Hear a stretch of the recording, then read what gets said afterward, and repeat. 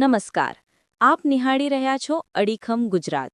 મહીસાગરના લીમડિયામાં હવે ગંદકી ફેલાવનારા વેપારીઓ ચેતી જજો. દબાણ અને ટ્રાફિક મુદ્દે ગ્રામ પંચાયત લાલઘૂમ. નિયમો તોડ્યા તો થશે મોટી કાર્યવાહી. પાર્કિંગ, પ્લાસ્ટિક અને સફાઈ મુદ્દે તંત્રનું અલ્ટિમેટમ. જુઓ શું છે નવા કડક નિયમો. મહીસાગર જિલ્લાના ખાનપુર તાલુકાના લીમડિયામાંથી અત્યારે મહત્વના સમાચાર મળી રહ્યા છે. લીમડિયા ગ્રુપ ગ્રામ પંચાયત હવે એક્શન મોડમાં આવી ગઈ છે.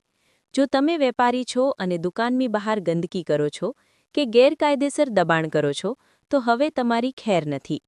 લીમડિયા ગ્રામ પંચાયત ખાતે તલાટી અને સરપંચની ઉપસ્થિતિમાં વેપારીઓ સાથે એક મહત્વપૂર્ણ મીટિંગ યોજાઈ હતી, જેમાં સ્વચ્છતા અને ટ્રાફિકને લઈને ઝીરો ટોલરન્સની નીતિ અપનાવવામાં આવી છે.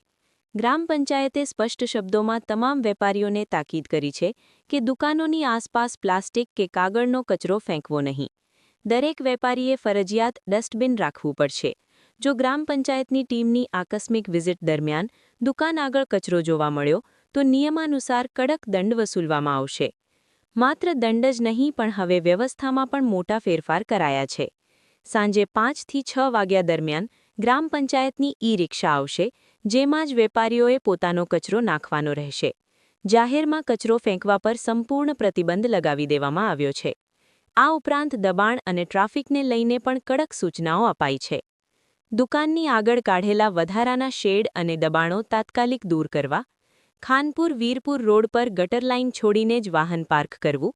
મોડાસા-લુણાવાડા રોડની બંને સાઇડ ખુલ્લી રાખવી ફરજિયાત છે. સાથે જ પ્લાસ્ટિકની થેલીઓના ઉપયોગ પર રોક અને લાઉડસ્પીકરના અવાજ પર મર્યાદા રાખવા પણ આદેશ કરાયા છે.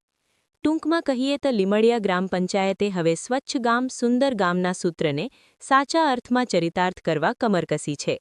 જે વેપારીઓ આ નિયમોનું પાલન નહીં કરે, તેમની સામે દંડાત્મક કાર્યવાહી નક્કી છે. તો લીમડિયાના તમામ નાગરિકો અને વેપારી મિત્રો, કાયદાનું પાલન કરો અને સહકાર આપો, નહીંતર દંડ ભરવા તૈયાર રહેજો.